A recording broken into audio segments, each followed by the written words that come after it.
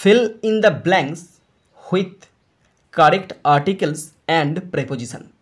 এই টপিকটা মাধ্যমিক 2026 পরীক্ষার সাজেশান। এছাড়াও তোমরা যারা ক্লাস 1, 2, 3, 4, 5, 6, 7, 8, 9, 10, 11, 12 ক্লাসে পড়ছো বা যারা বিভিন্ন রকম চাকরির পরীক্ষার প্রিপারেশন নিচ্ছ তাদের জন্য এই টপিকটা হট ইম্পর্টেন্ট একটা টপিক।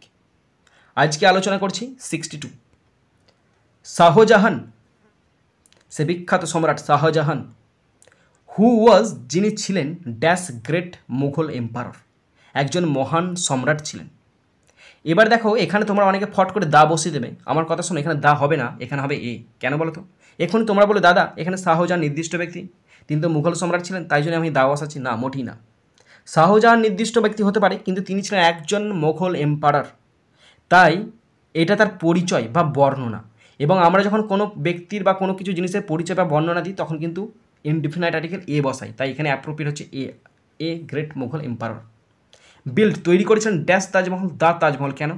তাজমহল তো বিশ্বতে একটাই আছে আর নির্দিষ্ট স্পেসিফিক, তাই দা বসে গেল। Dash 17th century, in 17th century, 17 শতাব্দীতে তিনি এটা তৈরি করেছিলেন। যেহেতু এটা শতক বা সময়কাল, তাই এখানে ইন বসে গেল। নেক্সট 63। দ্য জায়েন্ট, দৈত্য, ওয়াজ কাইন্ড, ছিল খুবই দয়ালু, ড্যাশ অল দ্য চিলড্রেন, সমস্ত শিশুদের প্রতি দৈত্য ছিল খুব দয়ালু।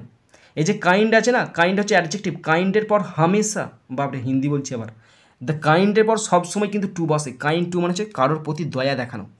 কাইন্ডের পর সবসময় কিন্তু টু বসবে। সেই দৈত্য ওই শিশুদের প্রতি দয়ালু ছিল, বাট হি লংড, কিন্তু সে চাইতো ড্যাশ ইজ লিটল ফ্রেন্ড, কিন্তু সে তার ছোট্ট বন্ধুকে চাইতো লংড ফর। এই লংড ফর সবসময় লংডের পর ফর বসবে। লং ফর মানে লং ফর বসে কোনো কিছু জিনিস চাইতে, সামথিং অর সামওয়ান, কোনো জিনিস বা কাউকে পাওয়া বোঝাতে বা কামনা বোঝাতে সামওয়ান অথবা সামথিং বসে।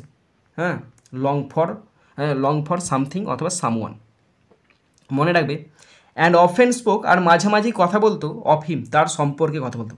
এই যে কারো সম্পর্কে কথা বলছি না, কারো সম্পর্কে কথা বলতে স্পিকের পর অফ বসে, এখানে পাস্ট টেন্সে স্পোক আছে, তার মানে তো স্পিক, তাহলে অফ বসে গেল। তো সেই বৃহৎ বড় জায়েন্টটা সকলের প্রতি দয়ালু ছিল, যে একজন তার ছোট্ট বন্ধুকে চাইতো এবং তার সম্পর্কে বারবার কথা বলতো, সম্পর্কে বলতো, তাই অফ বসে গেল।